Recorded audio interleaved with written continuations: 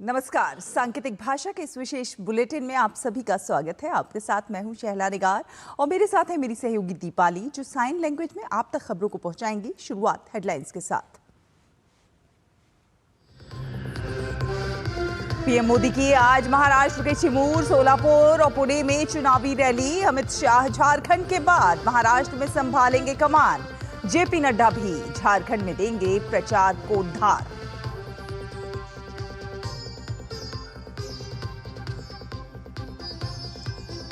महाराष्ट्र में राहुल गांधी, उद्धव ठाकरे, शरद पवार समेत एमवीए के नेता करेंगे प्रचार। झारखंड में भी दूसरे चरण के चुनाव के लिए जेएमएम समेत बाकी दल दिखाएंगे ताकत।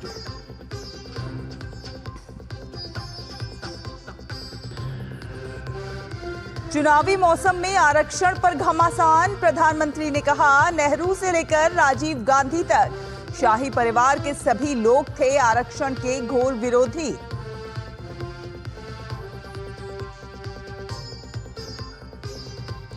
दिल्ली में आज अंतर सरकारी रूसी भारतीय आयोग की 25वीं बैठक।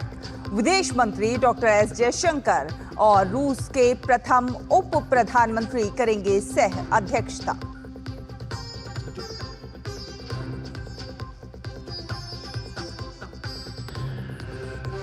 सूत्रों के अनुसार अमेरिका में ट्रंप ने अपने भरोसेमंद माइक वॉल्ट्ज को चुना राष्ट्रीय सुरक्षा सलाहकार। नेशनल गार्ड में कर्नल रह चुके हैं वॉल्ट्ज।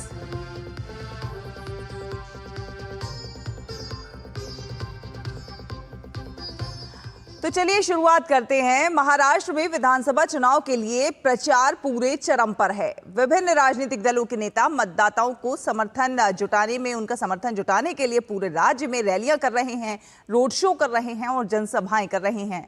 चुनाव को लेकर जैसे जैसे वोटिंग की तारीख नजदीक आ रही है, वैसे वैसे राज्य में विधानसभा चुनाव को लेकर सरगर्मियां भी तेज हो गई हैं।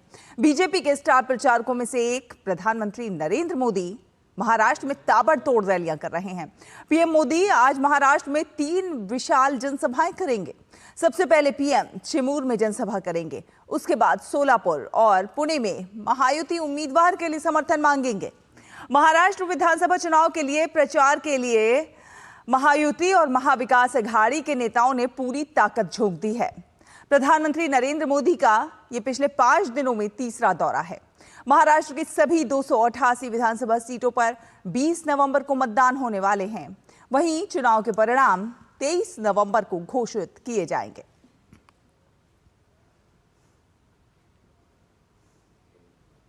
तो महाराष्ट्र विधानसभा चुनाव के लिए हर बीते दिन के साथ चुनावी पारा बढ़ता जा रहा है। केंद्रीय गृह मंत्री और भाजपा के वरिष्ठ नेता अमित शाह महाराष्ट्र में धुआंधार रैलियां कर भाजपा के चुनाव अभियान को धार देने में लगे हुए हैं। अमित शाह आज घाटकोपर पूर्व विधानसभा और बोरीवली विधानसभा में जनसभाएं करेंगे। अमित शाह ने राज्य में अब की रैलियों में भाजपा के संकल्प पत्र पर खास फोकस किया है। उन्होंने कहा है कि भाजपा के संकल्प पत्थर की लकीर हैं। केंद्र हो या फिर राज्य, जब भाजपा की सरकार बनती है तब हमारे संकल्प को सिद्ध करते हैं। अमित शाह ने विश्वास व्यक्त किया है कि विधानसभा चुनाव में महाराष्ट्र की जनता महायुति के प्रत्याशियों के लिए अभूतपूर्व जीत सुनिश्चित करेगी।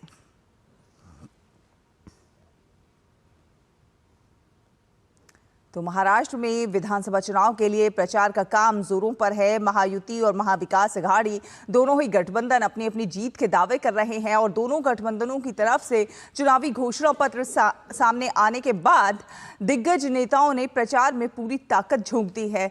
राहुल गांधी, उद्धव ठाकरे, शरद पवार समेत एमवीए के तमाम नेता राज्य में जारी प्रचार को धार देंगे।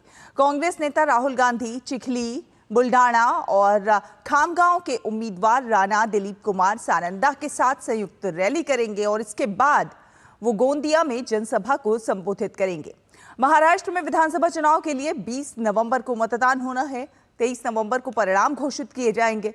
2019 के महाराष्ट्र विधानसभा चुनाव की बात की जाए तो भाजपा ने 105 सीटें जीती थी, शिवसेना को 56 और कांग्रेस के खाते में 44 सीटें आई थी।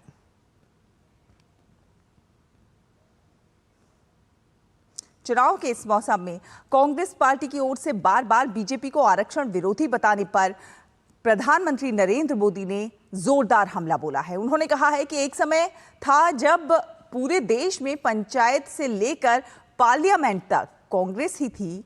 जब तक सत्ता में कांग्रेस थी तब तक देश में आरक्षण की बात करने की हिम्मत ही नहीं होती थी। ऐसी आवाजों को कांग्रेस कुचल देती थी, क्योंकि नेहरू जी से लेकर राजीव गांधी तक शाही परिवार के सभी लोग आरक्षण के घोर विरोधी रहे हैं। प्रधानमंत्री नरेंद्र मोदी ने कांग्रेस के एक पुराने विज्ञापन का भी जिक्र किया। उन्होंने कहा कि उस विज्ञापन में SC, ST, OBC को भद्दे तरीके से पेश किया गया था। प्रधानमंत्री नरेंद्र मोदी ने कहा कि ये विज्ञापन उस समय की है जिस समय राजीव गांधी कांग्रेस के नेता थे।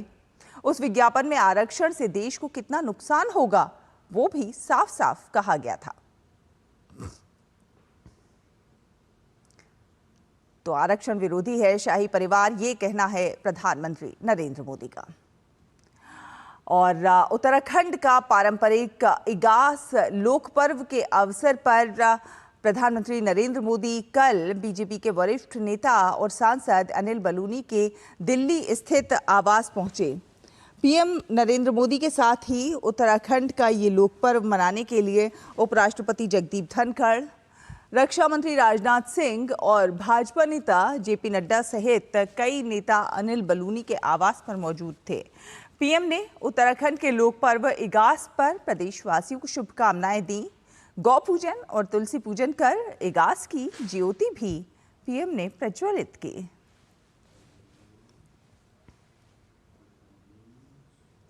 राष्ट्रपति द्रौपदी मुर्मू आज से 14 नवंबर तक दादरा और नगर हवेली और दमन और दीव के दौरे पर रहेंगी।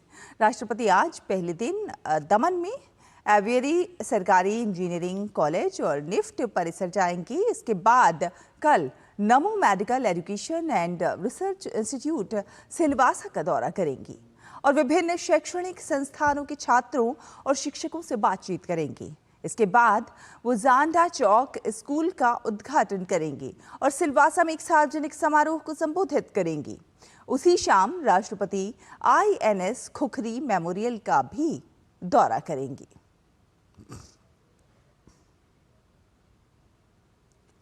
रूस के प्रथम उप प्रधानमंत्री डेनिस मंटुरोव और विदेश मंत्री डॉक्टर S जयशंकर आज नई दिल्ली में व्यापार, तकनीक, आर्थिक और सांस्कृतिक सहयोग पर भारत रूस अंतर सरकारी आयोग की 25वीं बैठक में भाग लेंगे।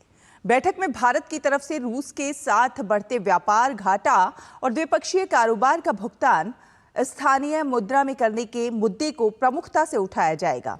विदेश मंत्री S जयशंकर ने कल भारत रूस बिजनेस फोरम की बैठक में कहा था कि मौजूदा परिवेश में भारत रूस के बीच कारोबार का सेटलमेंट स्थानीय मुद्रा रुपये और रूबल में करना बहुत महत्वपूर्ण है। कल मंटुरोव ने प्रधानमंत्री नरेंद्र मोदी से भी मुलाकात की थी।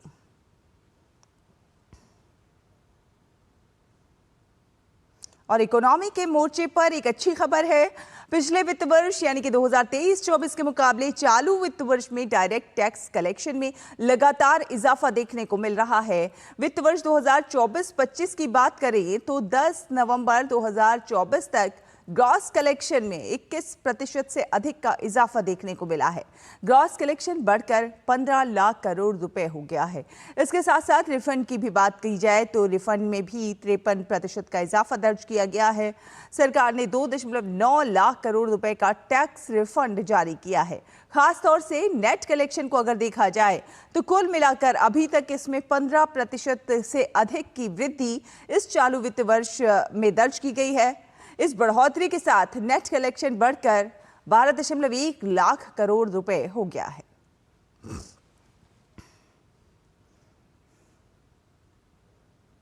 और आपको बता दें कि 1984 सिख दंगा मामले में कांग्रेस नेता जगदीश टाइटलर को झटका लगा है। दिल्ली हाईकोर्ट ने कांग्रेस नेता टाइटलर के खिलाफ दिल्ली की निचली अदालत में चल रही सुनवाई पर रोक लगाने से इनकार कर दिया है। जगदीश टाइटलर ने उच्च न्यायालय से 1984 के सिख विरोधी दंगों के दौरान 3 लोगों की हत्या से जुड़े एक मामले में उनके खिलाफ निचली अदालत की कार्यवाही पर रोक लगाने की याचिका दायर की थी। टाइटलर के वकील ने कहा कि मामला 12 नवंबर को ट्रायल कोर्ट के समक्ष अभियोजन पक्ष के गवाह के साक्ष्य की रिकॉर्डिंग के लिए सूचीबद्ध है और ट्रायल कोर्ट को निर्देश दिया जाना चाहिए कि जब तक हाई कोर्ट उनके खिलाफ आरोप तय न कर ले तब तक वो मामले में सुनवाई ना करे। टाइटलर के खिलाफ आरोप तय करने को चुनौती देने वाली याचिका पहले ही 29 नवंबर को हाईकोर्ट में सूचीबद्ध है। दिल्ली हाईकोर्ट के जस्टिस मनोज कुमार ओहरी ने कहा कि जगदीश टाइटलर के खिलाफ मुकदमा जारी रहेगा। मामले में अगली सुनवाई 29 नवंबर को होगी।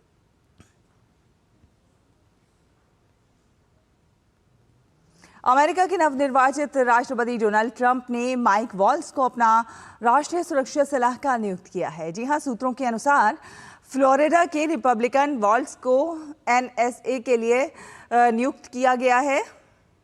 एनएसए की भूमिका में वॉल्स को कई भू राजनीतिक संघर्षों से निपटना होगा, जिसमें यूक्रेन, रूस और इजराइल और हमास युद्ध भी शामिल हैं। फ्लोरिडा के रिपब्लिकन सांसद वॉल्स तालिबान से लोहा ले चुके हैं। साथ ही साथ माइक वॉल्स चीन के कट्टर आलोचक रह चुके हैं। तो इसी के साथ सांकेतिक भाषा के इस विशेष बुलेटिन में फिलहाल इतना ही। मुझे, दीपाली को और हमारी पूरी टीम को दीजिए अनुमति। नमस्कार।